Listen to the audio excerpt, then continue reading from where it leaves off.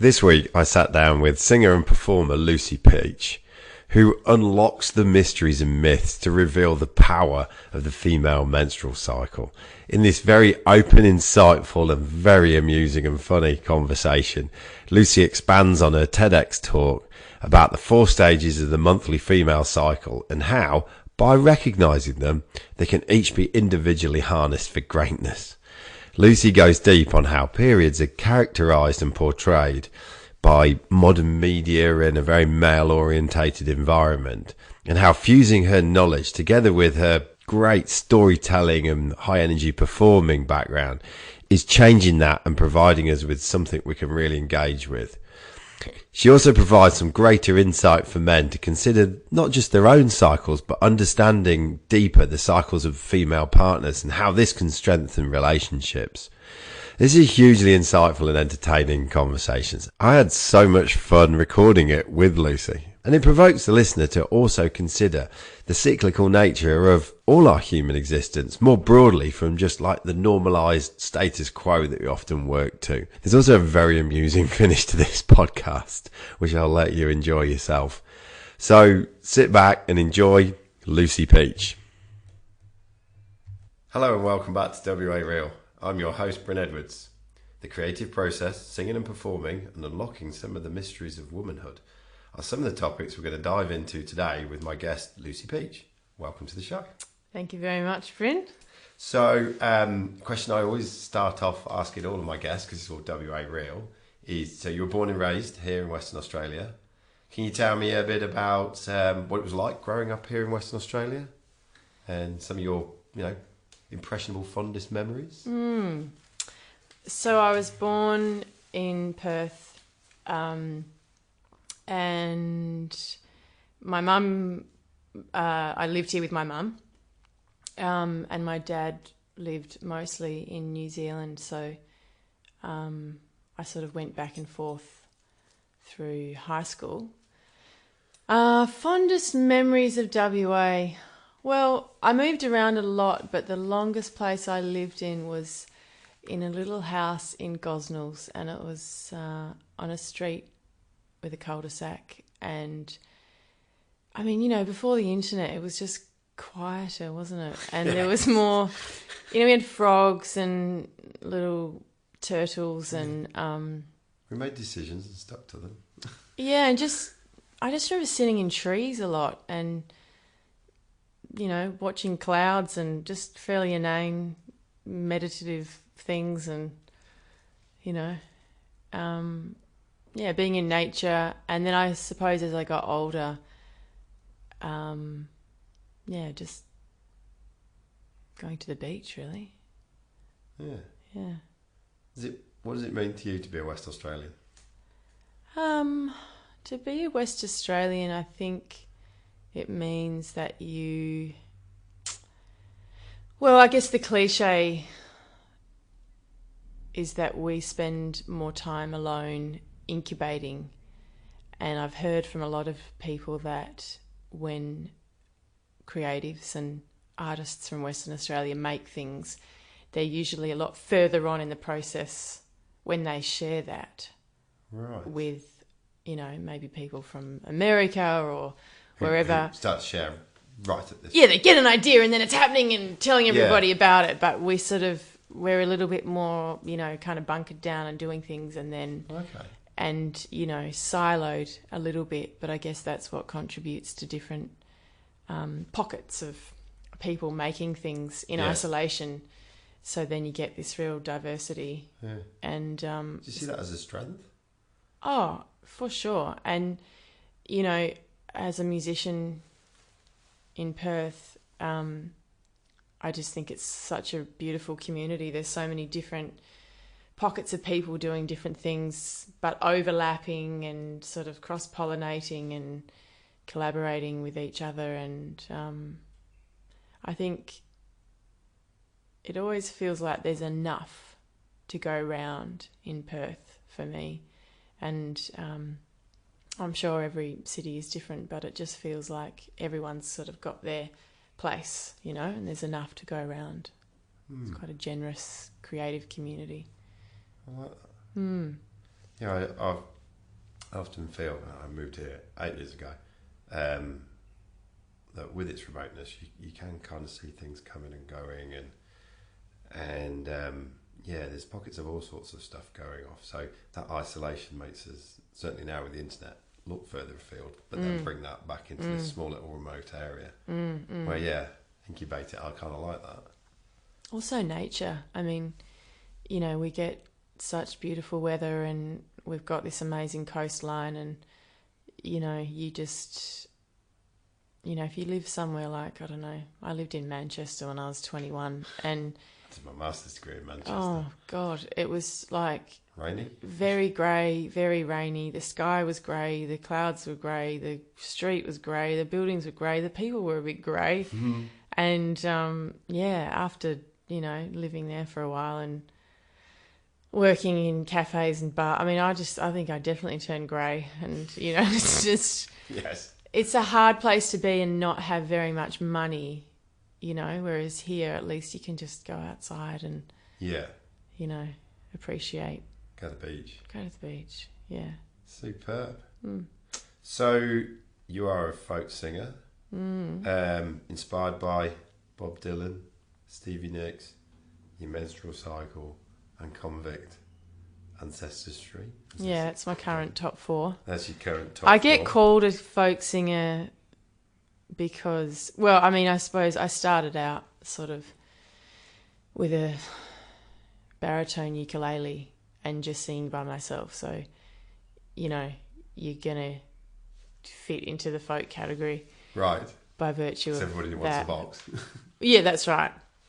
There's no, post-punk period country.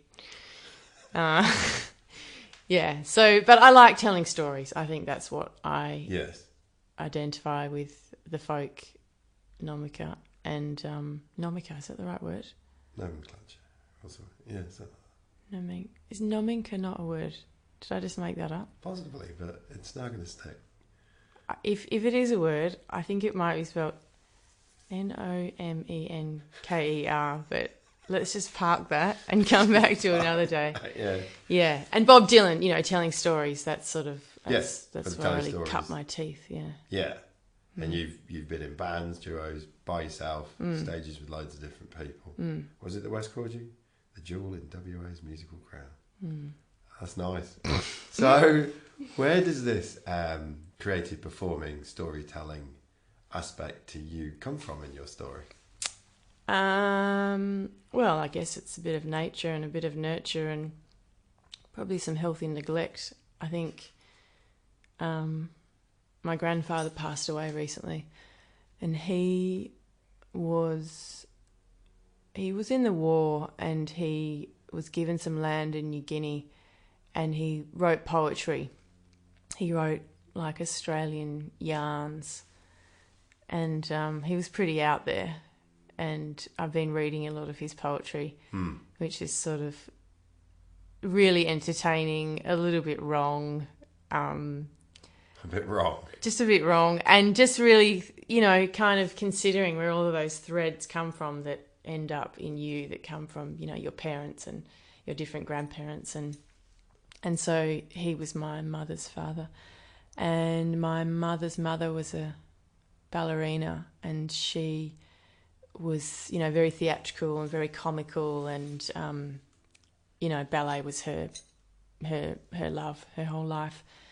And, and I suppose, there's definitely something of that in me. I'm probably just a bit of a show-off, and I like telling stories, and I just like sharing. I think for me, when I was a kid and I was in school, I loved telling news. I loved telling the thing that I was excited about to everybody else, and I guess I've just always done that. So it comes straight from being a kid and just being wired like this? Yeah, I think so. Yeah, because I didn't really have a particularly musical childhood or anything like that. I came to it quite late, but I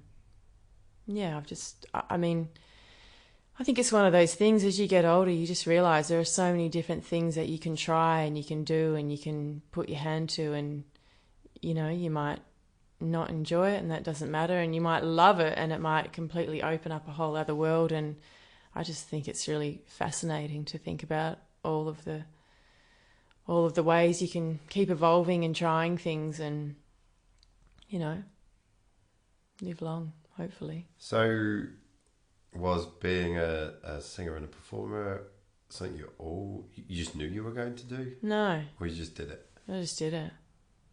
Yeah. How did that start? You sort of left school and... Yeah, I mean, You make the transition from the school play and concert into... Actually. No, I didn't even really do it at school. Really? I moved around. I went to 5 different high schools, and so I was always kind of, you know, just moving. And I didn't really get into anything like that at school. And I kind of tried to do singing when I was about 19 because I thought maybe I could. And it's just that classic thing where you wait for permission and you think that someone who's older and better than you needs to give you a license to do something, and then ultimately something happens and you realise I can do whatever I want, really. And I think realising that... quite liberating. That. Oh, absolutely. And it happened to me once I had a child, and that's what really kind of made me realise that if I can make a baby and grow it inside of me and bring it into the world, then pretty sure I can sing a song. And actually, if I'm shit, I don't care. And that's the real liberating thing is that, you know, it doesn't matter. It really doesn't matter, you know. And if you do anything for long enough, then you're probably going to get better at it. And even if you start off shit. Even if you start off shit, you know. So I had no idea what I was doing. I just sort of So how did it start? Oh, I just answered an ad on a website called perthbands.com. I don't think that exists anymore. And they were looking for a lead singer, and I auditioned and I just joined a band, and I wrote songs, and I couldn't play an instrument back then, but I would write songs and then they would sort of craft the songs around it. And I'd say a little bit more like this or a little bit less like that. And then ultimately that sort of dissipated, and then I started learning an instrument and doing my own thing and building a band around me and playing with whoever I could. And I'm just still going. Yeah. Are the songs and the music, is there a focus on you expressing yourself, or are you also trying to make a bit of an impact with the people who listen to it?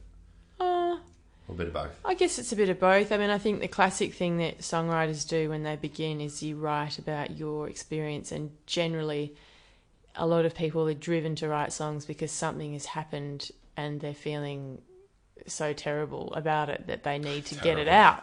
Yeah. And that's, you know, where it sort of started. I guess I was, you know, going through a difficult relationship breakdown, really, and that was how I, you know, treated myself, really. And and then after a couple of years of that, you realise that you can actually write about whatever you want. And I mean, Paul Kelly's a great example of that. You know, he's just written so many stories about so many things and created so many characters and, you know, made a space to explore different feelings and emotions and scenarios and, you know. Yeah. So that's, I guess, more what I do now. And, I mean, the last lot of songs that I've written have been largely driven by, what it means to have a woman's body and how that impacts how you feel throughout the month. Yeah. And I'm going to come to this. Yeah. This unravelled so much for me when I watched it, but we'll come to that in a bit. I'm particularly interested in, I know it sounds daft, but just how do you go about writing songs and music and that creative process? Because this is something, you know, I love music. I love to watch bands. I like to listen to music, but just being out where it comes from, how it's created, is just beyond me. Well, it's like anything. I mean, it's like, you know, if you tried to ride a bike for the first time and you'd never ridden it, then You know what I mean? Yeah. Like you wouldn't know what to do. But if someone said, well, okay, so, you know, you start with this and you start with that. And I mean, that's why Bob Dylan songs were really formative for me, because you could just sort of see the structure and the phrasing and, you know, how you put a verse together and what a chorus needs to do. And, you know, you just copy really until you find your own there's that thing, I guess, flavour. there's that thing of find someone who's successful who you resonate with and then just model what they do. Yeah, I mean... To a degree. To a degree, yeah, because, I mean, and, you know, it's like any sort of art form, I suppose. It can come from anywhere. And sometimes, you know, I mean, I do this thing at the moment where I'm part of an online songwriting group where we have to write a song every week. We get given 1 hour, we get a topic, and, you know, some of the songs are really great, some of them are hideous. Doesn't really matter, because it's more about just keeping those muscles. Just doing it. That's right, just being lithe about it. And so, and you know, sometimes some songs come out straight away and they're really easy to sort of fish out of yourself, and then other ones take weeks to kind of keep whittling away at and playing with. And I think for me, you've just got to keep working on it until it makes you excited. And if you feel a bit bored while you're singing a certain part, then it means you're not there yet. It's not there, yeah. And you need to figure out, you know, why you're doing it, you know, and what you're trying, what you want people to feel. And, I mean, I often imagine people singing along to a certain part and imagining how that would make someone feel, and, you know, playing with the words and what you want to sort of leave people with.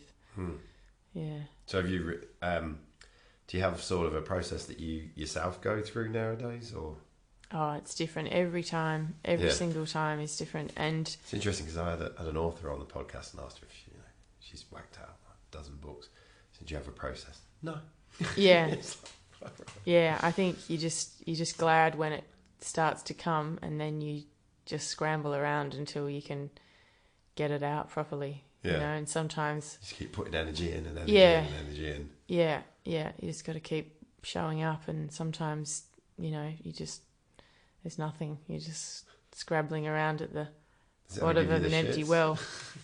Yeah, and like, I mean, I've just found out that my iron is like really low, because I've realised I've been quite tired and I've been sort of yawning and leaning against poles and things, and just kind of against poles. Yeah.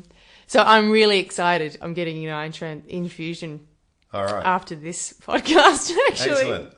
So I'm really excited to see how that impacts my writing. I'm hoping that, you know, I'll just be on fire. On fire. Fired by iron. That's See, I'm right. diametrically opposite to you. I have to have blood removed. Oh, because you have too much. Too much, yeah. Wow. So yeah, maybe I'll save you some blood. Yes. So there you go. So when it comes to the actual performing of your work, what's that like? Get excited, nervous, all the mixture of the above? Opportunity to show off, so thrive, or what does it feel like for you? Well, I think the really cool thing about doing shows is that generally it's almost always different. And so, you know, it's like you're rocking up for work and you don't quite know where to park or who you got to speak to, or maybe exactly who's going to be there. So there's a lot of unknowns. Yeah. And I think that's exciting, you know, because you just don't know what's going to happen, you know. Yeah. And then instrument, what's happening? Let's go. That's right. And so I like that. I like just a bit of mystery. And one thing that I've learnt, and that I still keep learning, is that, you know, if you sort of rock up to a gig and you've got a little something, just something left over from the day, or some residual feeling, or something's happened on the way, or you walk in and you just kind of get a vibe. If you don't find a way to sort of acknowledge that, it becomes like a little stone in your shoe that just gets more and more uncomfortable, and you can't quite get over it, and it takes up more and more space in your brain, and then all you can think of is that thing. So sometimes you just have to sort of like pop that. How do you do that? I just try and talk about it really quickly, or just figure out a way of such and such is giving me the shits, or just really connecting with the people there, because I think often, I don't know what sort of day that they've had, and they don't know what sort of day that I've had, and it just, you just kind of want to check in and just kind of connect somehow before you then share all of those things that you want to really, you've got to kind of just make the bed a bit, before you get in. That. Yeah, so that's something that I think is just a really good thing to always do. It always makes me feel just a bit more like I'm there. And then, ultimately it's a real honour to have that time and space to be able to do the thing that I love the most and give that to other people who want it. So it's just a real treasure. Concentration for a while. That's quite a commodity nowadays. Absolutely. Yep, for sure. It's a real treasure. What's been your most favourite performance? Oh, so many. I mean, yeah, there's so many. I mean, lately, I've been working in a theatre sort of space, and that's been a really interesting shift, because when you do a gig, primarily it's at night time and it's late and people have had a few drinks and they're a bit more rowdy, and you have to win them over. And I like that. I like that feeling of having to sort of fight a little bit, work for it. That's right. But when you are in a theatre space and, people are just there ready to kind of experience whatever you give them. And that's been really interesting, because it feels even more precious in a way, because everyone's quiet and they really want to have an in-depth experience, and so that really raises the bar in a way, because you can't just sort of get up there and hang your head and look at your shoes and sing a few songs. It's like you got to bring it, and so that's been really fun. How do you manage to bring it every time you turn up on the stage? This is another thing that's always fascinated me. You watch some people that do loads and loads of shows, and they're showing up and showing up and showing up and showing up. Yeah. I couldn't do this podcasting every single day. Well, you could if you had to, could, yeah. And you'd do things differently. You'd make sure that you had a nap, or you meditated, or you had a green smoothie, or do you know what I mean? You'd talk to certain people and you wouldn't talk to other people. And you work out what you need to sort of to do that. And I think a lot of being a performer is really about resting efficiently and energy management. Yeah, energy management, because it is such a download that you need to pull out from somewhere. So you just got to make sure you've got a reasonably full tank somehow. Yeah. And then I guess, again, being honest about where you are, and if you've had this terrible shit thing happen to you, then you can, sort of weave that in a way, by just sort of sharing a little bit of that with people, so that you feel like you're just not kind of being a puppet on a string and pumping out the same performance. Yeah, because that's not fun. That's not, you don't want to give people that. Yeah. Any amusing stories from where it's gone wrong? Where it's gone wrong. You happy to share? Well, for instance, I did a couple of shows in Sydney last weekend, and they were for My Greatest Period Ever, which is my theatre show, which is basically a show that is half music. So half of it is me singing acoustically. These songs that I was telling you about that are based on how to get the most out of your menstrual cycle. The other half of the show is me telling stories about how to get the most out of your menstrual cycle. And my husband is in the corner on an iPad and he animates the show while I'm talking and singing. And that's just what we do. And at the beginning of the show, we have a big graph that is a sort of visual symbol, I suppose, of what it's like to have a menstrual cycle and how your hormones change throughout the month and how that impacts the way that you feel. And so at the beginning of the show, I give a sort of little crash course in what that means and what the phases are and how it makes you feel. And then Richard will say to me, and Lucy, where are you today?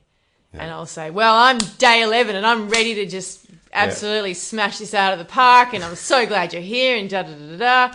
Or I'll say, you know, actually I'm day 26 and I'm premenstrual really AF and I'm going to be bringing all of my witchiest powers to you. Yeah, I completely use that as my check-in point to be able to say, this is where I am. Yeah, you know? It's like the ultimate share, isn't it? It's the ultimate share. And so, I had a miscarriage and it was quite early, so it was 6 weeks. And, you know, it's really common. It's a really common thing that 1 in 4 pregnancies will result in this. But I guess it's something that's still not super talked about. And while I was pregnant, I thought to myself, you know, I'll never know what that's like because I've had one pregnancy. I have a 12-year-old son and I'm pregnant now and that'll be that. I'll never know what it's like to have a miscarriage. I'll never understand this, you know, common experience. And so when I had it, it was something that obviously you don't expect to happen. And all of these things happen, you know, like the doctor will just sort of say to you, well, you'll have a heavy period and go home and have a hot water bottle and whatever. And I mean, I had this period that basically went until I had another one. So effectively I bled for 35 days, which was just, you know. And you wonder why your iron levels. Yeah, exactly. So I was, you know, and we did the first show and it was great and it was sold out and it was, you know, everyone loved it and it felt really good, but I felt tired. And I suppose getting back to what I was saying before is that, you know, when something big is happening to you and you're trying to share this, you know, all-encompassing experience without acknowledging that big thing, it feels... And I wasn't sure about talking about it because, you know, people were coming along to the show to hear about period power and, you know, the being optimized and amazing, and I didn't want to sort of bring it down by talking about my miscarriage. But, you know, I was talking to Richard the next day in the Sydney Botanical Gardens, and I mean, Sydney is not a very relaxing place. It's like everyone has like a lot of coffee and perfect hair and everyone's just jogging everywhere. And even when you go into the Botanical Gardens to sort of try and relax, there's like jackhammers going and cranes swinging around and people jogging past you having like walking meetings and, you know, just a lot of, relax everyone. But so I was just sitting there, I was reflecting on the show the night before and I thought how I felt a bit disingenuous that I was sort of prancing around preaching period power when actually I was exhausted and I'd had this 35-day period and I was still bleeding at that point. And I just said, you know, I think I want to figure out a way of just sharing a little bit about it tonight. So, you know, and Richard was sort of like, okay, well, if you're sure and, you know, don't sort of, you know, whatever. Because you sort of think, well, what would a good teacher do? You know, they wouldn't get up there and talk about their deepest, darkest demons unless they thought it was going to really help. Yeah, unless there was going to something from it. Yeah, that's right. So yeah, I did that night and I wasn't really sure what I was saying until the words were coming out of my mouth. But you know, So you were listening to yourself. I was listening to myself, and I think, you know that sort of that way of considering all of the different types of learners. So, you know, you have people that are kinesthetic and they need to kind of get in amongst it and move, and you have people that need to you know, listen, and people that need to visualize it, and people that need to make sense of it. And I think I'm definitely someone who needs to talk about it to understand it. And so often you don't even know what you feel until you hear yourself say it out loud. So that's a really powerful sort of way to kind of talk about how you feel and what's going on. And it was a really beautiful experience, and I didn't sort of bang on about it, you know, for too long, but I just said, you know, this graph is amazing, and right now I have no fucking idea where I am, and I'm currently on the longest period in my life. Off the charts. I am off the charts. Exactly. I'm hoping to come back to the hoping to come back. And then it was really funny. I actually got my period properly the next day. Right. Which often happens, you know, without sort of getting all hoo-hoo and weird about it. It's like, I think your body kind of holds on. Yeah. And then you let go. And then once you unlock whatever you need to do, and you sort of, you know, do everything that you need to do, your body says, okay, good. We can let go now. We can relax. And that's fascinating, because my very last podcast was with a lady who's a kinesiologist. Oh, okay. And we were talking about the connection between the stuff you're holding on to, the stresses, the limiting beliefs, and how they lock themselves into your body. And by working the body, you can release one, another, So, totally get it. Yeah. So, I think you asked, was there a time where it went wrong? And I mean, that was a difficult thing to sort of manage, but it was good. So, yeah. So you've already sort of mentioned, you talk about the power of the menstrual cycle. Yeah. In preparing to meet you, or when I first found out tell me about your experience with periods. I'm sick of talking about periods. What do you know? What do I know? Or what did you? Very little. Okay. Other than girls, you know, I was given a book by my mum and dad.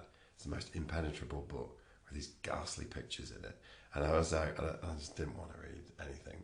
And then on top of that, I had the fear of my dad saying to me frequently, right, you're going to have a test on this book, so you better bloody read it. So then it was like a school homework thing. And it was just like, I don't think I really read it in the end. And I can't remember how I got out of it all. I think I fessed up to my mum that I just didn't like this book. It wasn't. I think I actually bullshitted her and told her that I knew most of it already. And so we made it go away. And I didn't really get it. Until having girlfriends. And then all of a sudden it's like, you go from sort of understanding it to then So yeah. But it's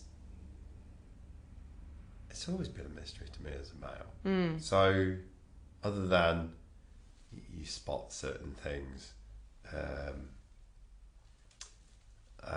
such as long time ago I had a girlfriend, and there was this like couple of days where she couldn't eat hot enough food, like it's ridiculously as in hot. chili or temperature. Chili Oh wow. hot. Yeah. So that's her craving. Yeah. When she was premenstrual? I can't remember exactly. Yeah. She just told me, it's coming on. And yeah, look, we won many bets with this, with other people, not with me, because I bottom out.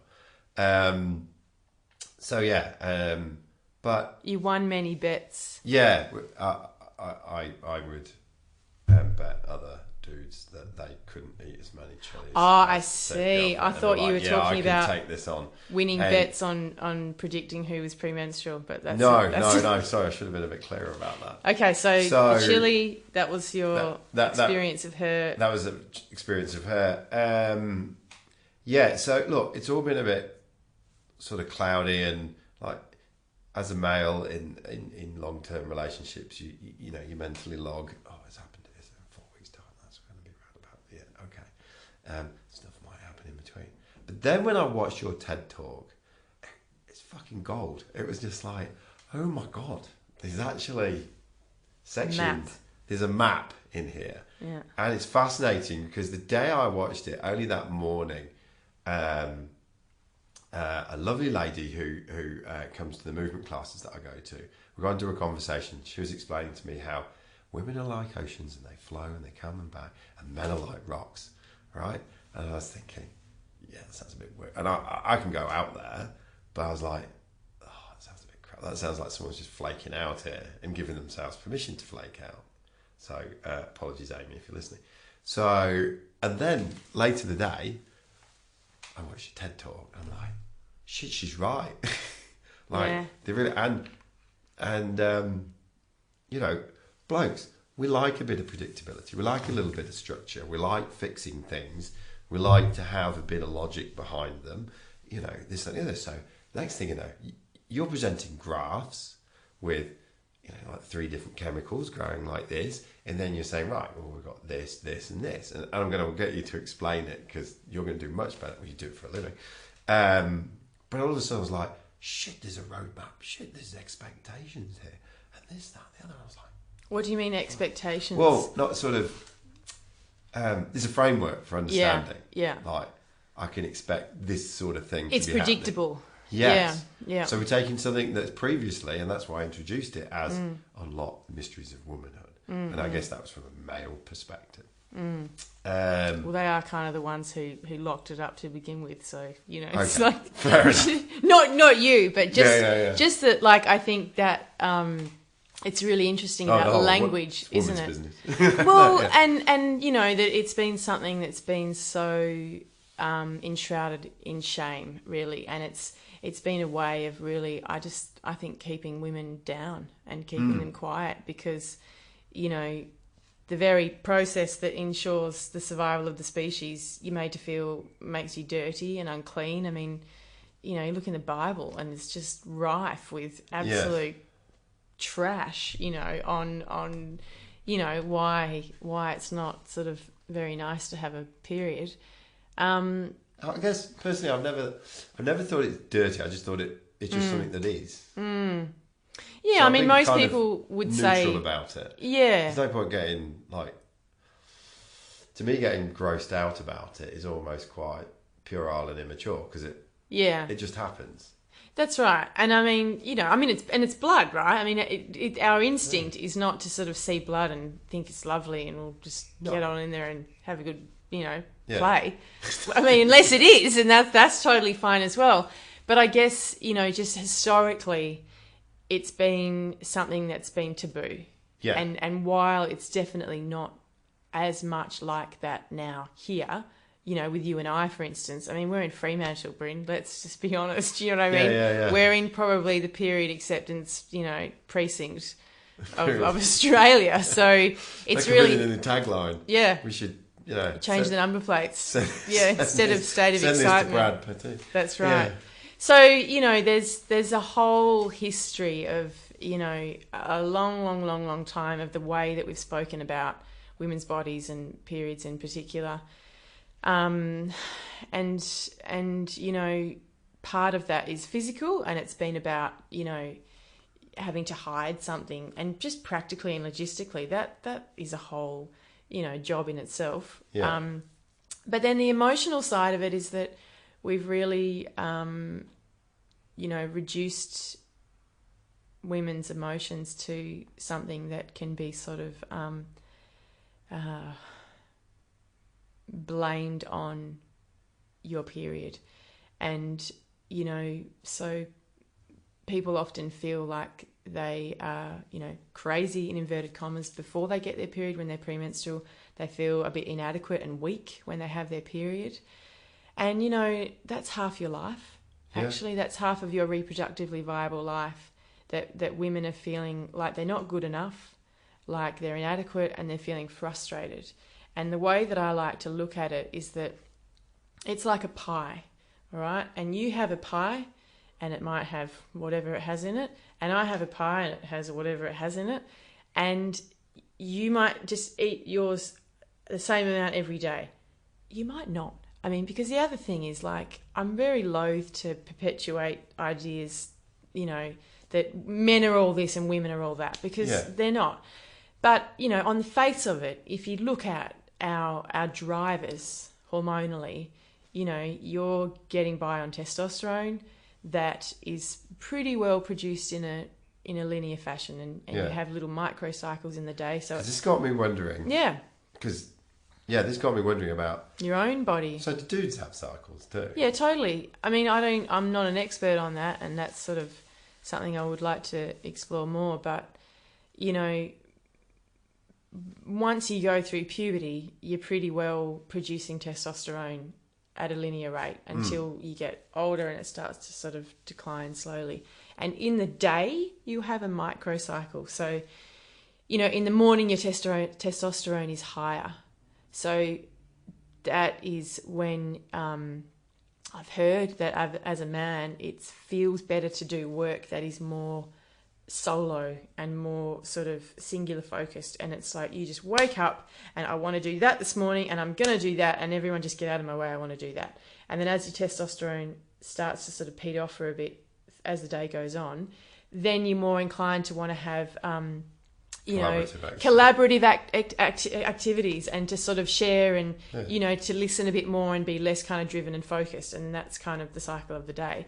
So, and you know, but for women, you know, we have, you know, estrogen, progesterone, and a little bit of testosterone, and that's all kind of doing a dance throughout the month. It gives us these 4 phases instead of just being the same all the time. And because, you know, we live in a world that has been sort of governed by men for a long time, and by virtue of that is geared towards the way that men operate, we're all expected to act like men and to be the same every day. Yeah. And for some women... And even men are not like that. And even men are not like that. And that's, I think, the real beauty in acknowledging how we actually are and the connection to ourselves and our bodies and how we are in the world and in our lives. Because when we give women the license to say, do you know what?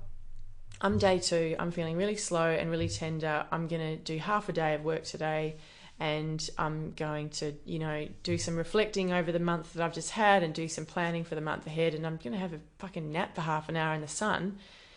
That's the bit of pie that I'm going to spend today. That's the bit of pie I'm going to use.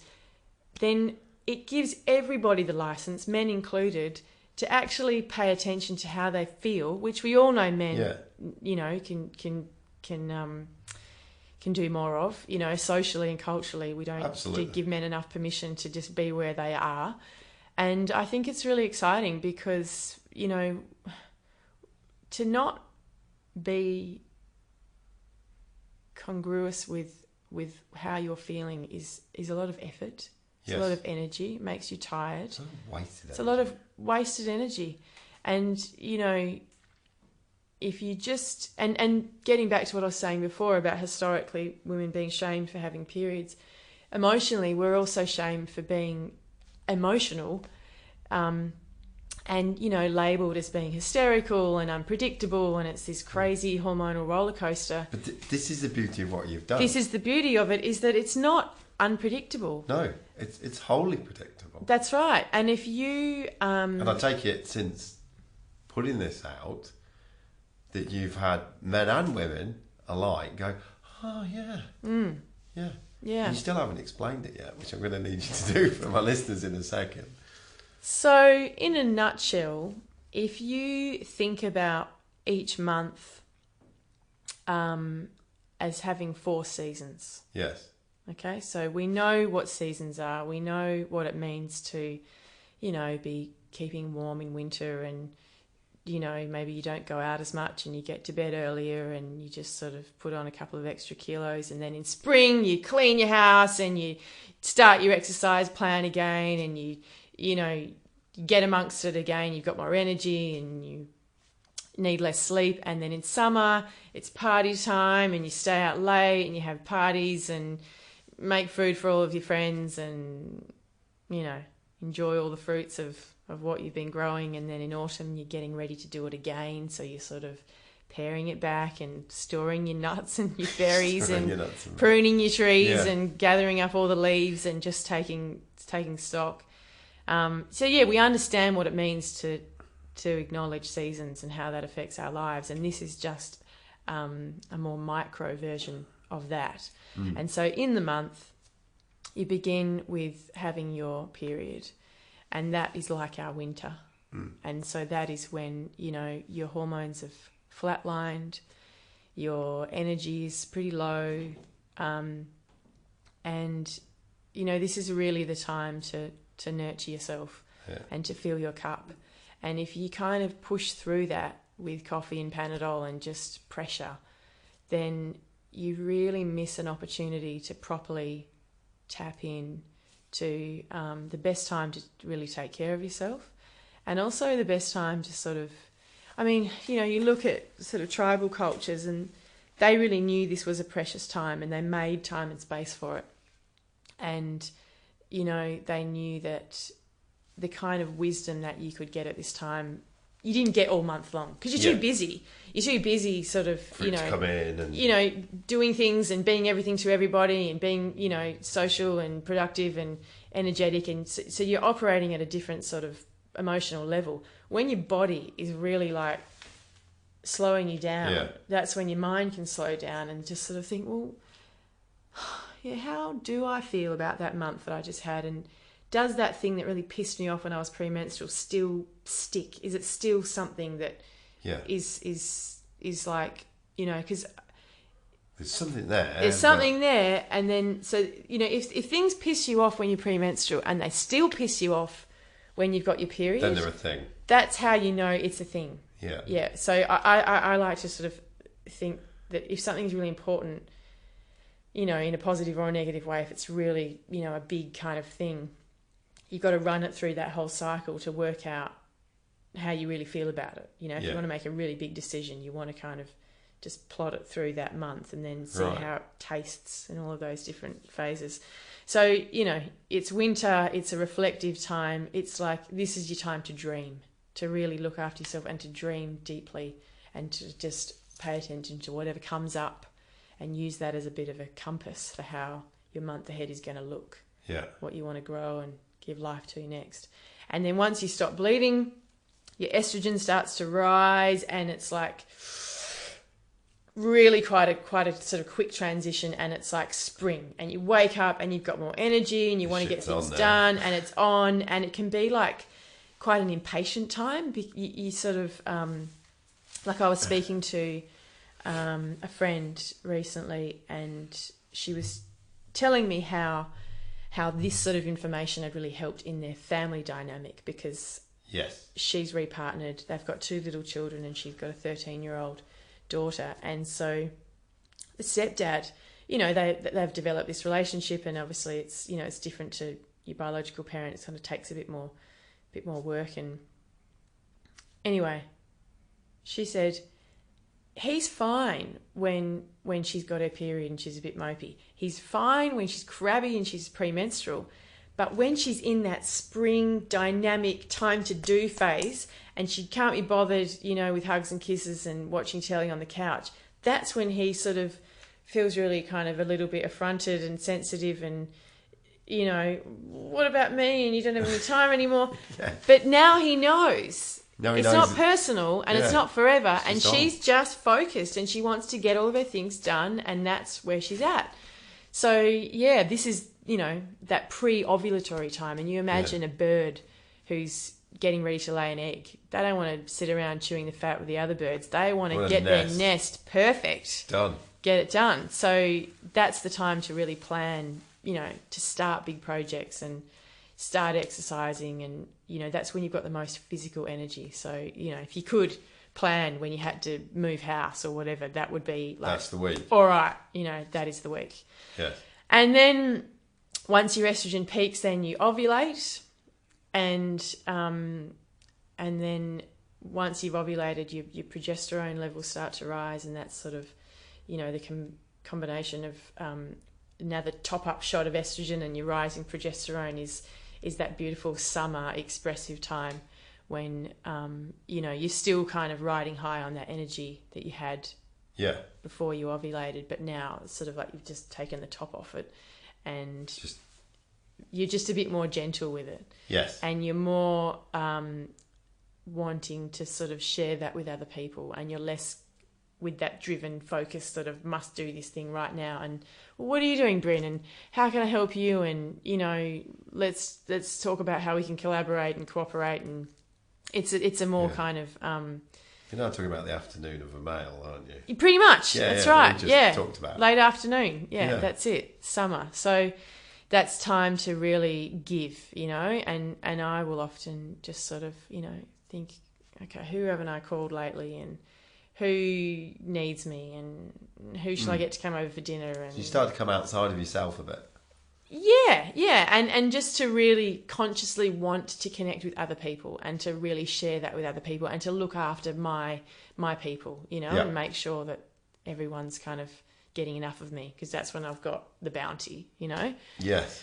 And then, once your body realizes that you haven't fertilized your egg and you're not going to need that nest anymore, it starts to all kind of, come down, and your hormones start to sort of they're in autumn. Fade out, and you're in autumn, and that's when you're really getting ready to do it all over again. And traditionally, when you're premenstrual, we're just cultured to expect that we should feel like shit then, and that is just a shit time, and that you just have to push through that, and soon it will be over. And I just feel so affronted by that, because it's like, fuck that is a week of my life. Yeah. And there must be some way that I can channel this and use it. And so how do you? Well, that's when I write music. That's when I, if I'm You're getting quite reflective and. Well, for me, it's like you have less of a less of a tolerance to sort of deal with any crap, and so there's something really cathartic about that, because you care less about sort of worrying about what you think and making them happy and being everything to everybody. And there's this really liberating sense of, oh, fuck it. It actually doesn't matter. And it's really nice to pare all of that stuff back, in that cyclical way, and just go, all right, where's the grit of who I am and what I want to do right now, in a really kind of... Let's get back to the core essence. That's right. Get back to the core essence and really kind of work out what that is. And just explore it, and So what's the difference between that and then going back and starting the cycle? And well, I think for me, it's like you were saying that, like, almost like the winter period is like very, so that's more slow. Yeah. Whereas this is slowing down and stripping. Well, I'm trying to understand. So when you're premenstrual, I think it's an introspective time, but it's active. Whereas when you've got your period, it is introspective, but it's a bit more passive, and you're a bit more sort of just letting go, and you're not as driven. Whereas when you're premenstrual, it's like that last bit of burst before winter's coming. It's like, you want to get everything in order, and you want to have a proper sort of like, one way I think of it is that when I have my period, it's like I'm almost taking a bit of a holiday from my deep dark brain. And I'm just kind of letting whatever has to come up. I'm not really kind of digging too hard. But when I'm premenstrual and it's all kind of a bit fizzy and kind of... Right, it's still got a little bit of summer left. Yeah, that's right. You're still milking it. And you know what it's like at the end of summer when you get those last few hot days and you just really want to enjoy them. Yeah. That's how I think of it. So it's like, instead of taking a holiday, you're going in deep, and you're like, what else is there that we can mine out of this month? Yes. How can we With really... the last bit of energy. What's the last bit of fruit left, What's the last bit of summer that we can... Off anything that's not and everything else get out of my way, and I don't, I don't want to make dinner, and I don't have time for you, and I don't care where your lost shoe is, and I'm just going to, So, yeah, I think it's a really empowering thing to really get to know that part of yourself, because then you can really... work with yourself. Yeah, that's right. And you're not fighting it. Yeah. You're going with where you are. And I think that's where the shittiness comes in. You get to almost like a real... Maybe I'm trying to overbloat this, but you can get to a real optimum level of performance. Yeah, you can. That's overall, right. Just by different focus and different... Yep. And you can't always... I mean, and even like... my cycle isn't completely predictable, so I can't, if it Where was. Where are we? I've got to ask. Yes, so Week 1, 2, or 3, or 4? I am day 12, so I'm in that sort of getting things done and. Oh, right. And this is the first sort of normal cycle that I've had since I had a miscarriage. So after having this 35-day bleed, I was just like, holy cow, am I ever going to stop feeling tired and, sort of... so I'm really... So it's good with the whole preparing to go to Coral Bay tomorrow. That's right, yeah. So I'm, tessellating the car and packing things and making biscuits and writing lists, and I'm getting shit done, yeah. And it's good because... I know that, if I was going to Coral Bay with my family and friends and I was going to be really premenstrual, I might then think, well, okay, how can I factor in a bit of alone time? Yeah. Or maybe they all go out surfing and I just go, do you know what? I'm going to stay at the shack and have my guitar. There'd be a lot less in the car. Oh, well, I mean, that's unavoidable, isn't it? I might have headphones, Right, yeah. I might have headphones and, This is like gold insight. Yeah, for a bloke. it is. It's just padding it all out because, and you can't always, sort of disaster manage everything. Oh. But you can just go, okay. I mean, for instance, something's better than nothing. Yeah, that's right. And it's not, because then it doesn't come from nowhere, and you don't feel like the rug's being pulled from you, because what tends to happen is, you go along and you have these days and these weeks where you think, God, I'm just really nailing it, and everything is, I've just got the world on a string, and I can just, everything's just a little bit, the wheels have been greased, and then something happens and you might stub your toe, and then something else happens, and then you just think, oh God, why do I feel like shit again? Because you don't understand that, this thing is happening inside of your body, and you're getting ready to let go all over again. And particularly when you're premenstrual, if you expect of yourself to keep doing like you were and keep giving like you were before you ovulated and after you ovulated, that's when you feel pissed off. But if you know, okay, I'm coming to my prickly time, I'm going to need some more time alone, and actually, Bryn, would you mind making dinner tonight? And do you know what? I'm going to go for a walk by myself. I'm going to go for a walk by myself, and I'll eat dinner later. I don't even want to eat dinner with you guys tonight. Because if you can just sort of do those things, then you feel less shitty. Yeah. And then you get to really enjoy your relationships and the people that you're with. And I think, it's hard for guys because we still don't have a lot of language around men being able to, so you look at movies and, it's like what I was saying before with the stereotype. You're either, useless and you're on your period, or you're a crazy psycho and you're premenstrual. That's our narrative. Yeah. And so the only way that men know how to talk about it, openly and in public, and the way that we've sort of made it okay, is that it's a joke, Yeah. And it's like, well, deep down, men are actually, they know it's not a joke, and they live with women and they love women, and they understand that there's a rhythm and a cycle, and, they want to be able to work with it as well, because it's so much more useful to be able to kind of, go, what do you feel like? Do you feel like, going out for dinner with 9 people tomorrow, or do you feel like, having a long, slow walk around the lake or something? And it just means that you get to, take off that layer of what's happening and why don't I know what's going on, so that then if there is an issue, you can look at it through that lens, but you can say, listen, I know I am premenstrual, but actually that thing, did bother me, but I'm going to come back to it in a couple of days. Can we talk about it then, or, So, have you got any sort of high-level do's and don'ts across those 4 weeks from a piece of advice to guys? Oh, for guys. Yeah. Yeah, well, so... Because I'm listening to this now, and I'm like, that's really great. Yeah. So, what are the things I should and shouldn't be considering, based on the information that you give? So I think for a lot of people, they're still maybe not... They're becoming more comfortable about talking about this sort of thing. Yeah. And obviously, for it to sort of work in a relationship, then you got to be open about it. You've got to feel like you can do that safely, and that's obviously comes down to the relationship and how well you trust each other, because in the past it has been sort of weaponized, if you like. It's like you don't want to mention that you're premenstrual, you have your period, because then it's used against you. So there's still, I think, a hangover of that, sort of generally.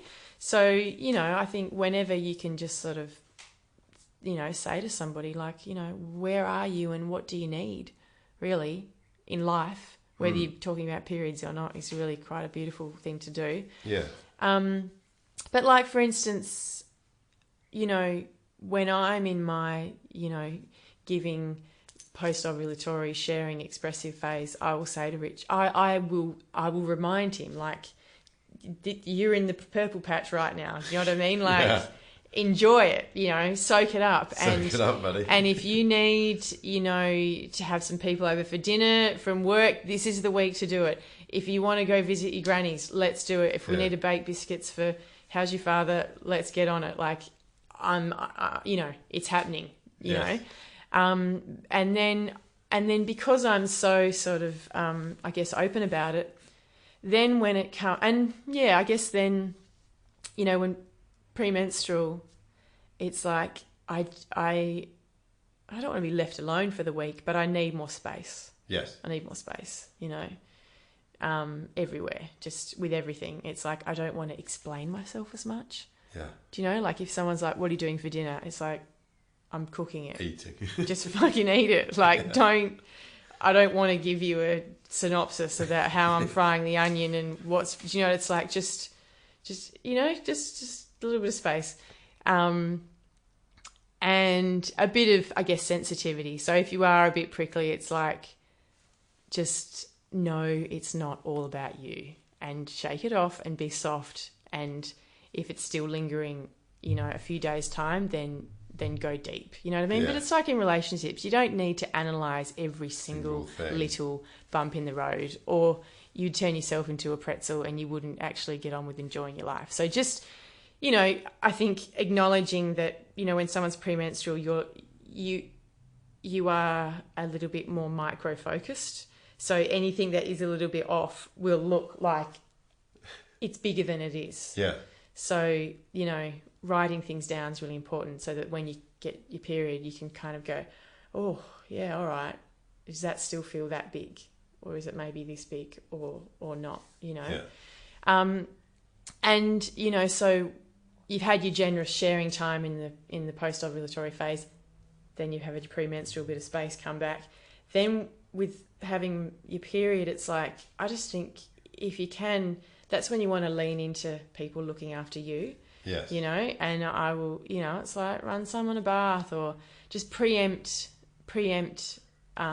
what they need, make a cup of tea, and just all of those things are so nice to just really give someone the experience of being treated with tenderness, because whatever you do then, however you fill that cup in that period week, it's like that will come back to you. Yes. You're just kind of just filling that up, and then it will come back. So and then when you're getting ready to ovulate again, and you've kind of you're on it and you're in that phase, then I think just I mean that can be tough. It's like my little son, he knows that I want to organise and like clean out cupboards, and he kind of backs away from me. He's like, oh no, oh God.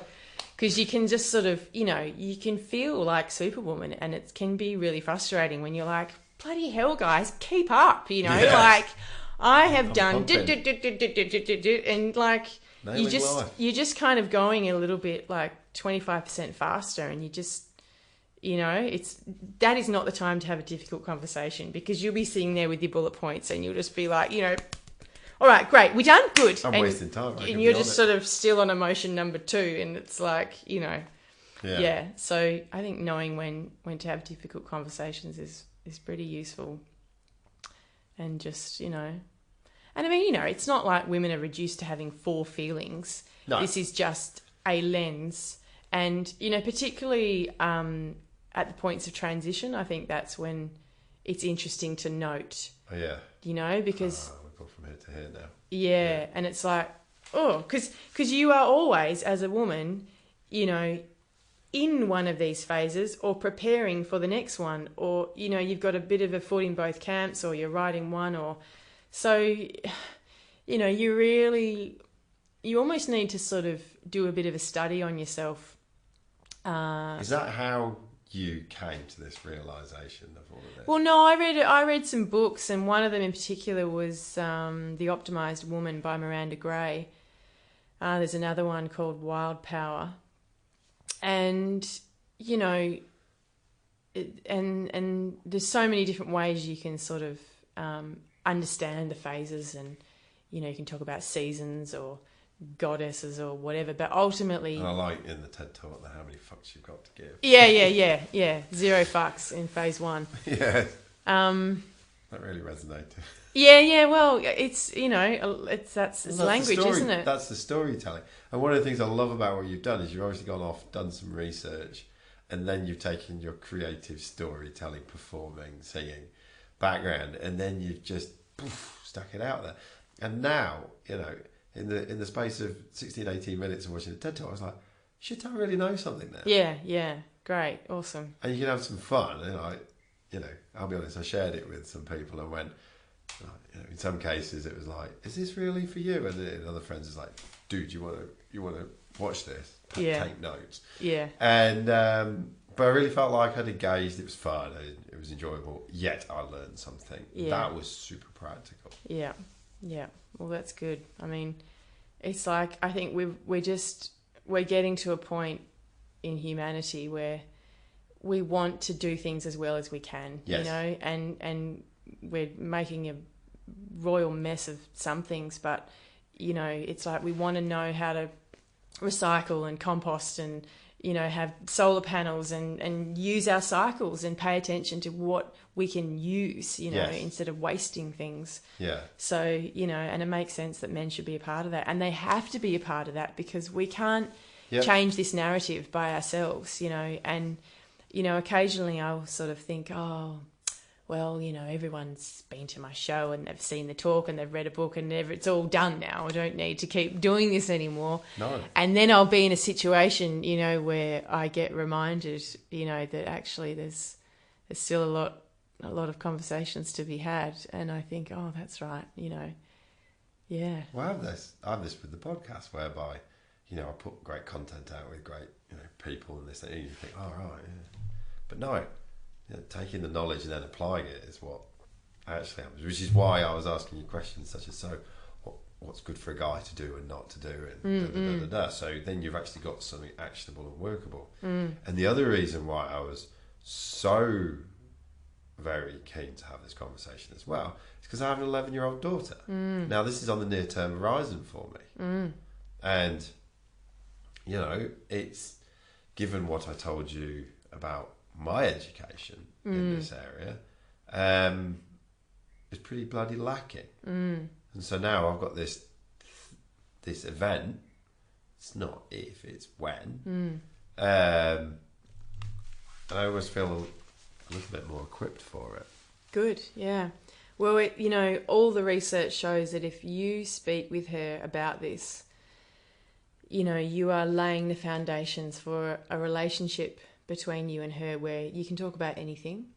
And, you know... Well, me as a father. Yeah, absolutely. And, you know, I feel so strongly that if we can equip girls with more of an understanding of their bodies and a way to basically pay attention to that intuition, which we've been sort of systemically told to ignore. Yes, males and females alike. That's right. That as you grow up, you are going to have so much more of a powerful connection with how you feel and, you know, your well-being and your self-esteem and your relationship choices and agency that your 11-year-old daughter will have over her body. Yes. And autonomy. And if she's more easily able to give words to how she feels when she feels it, and to understand that it is normal to be a cyclical person and that she's not a straight line, Yes. then that will translate into,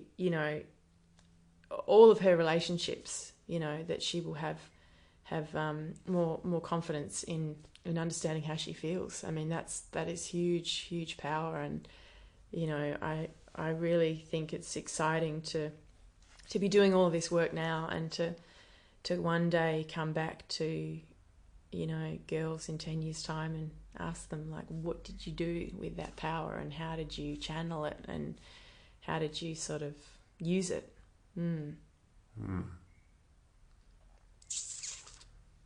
Yes.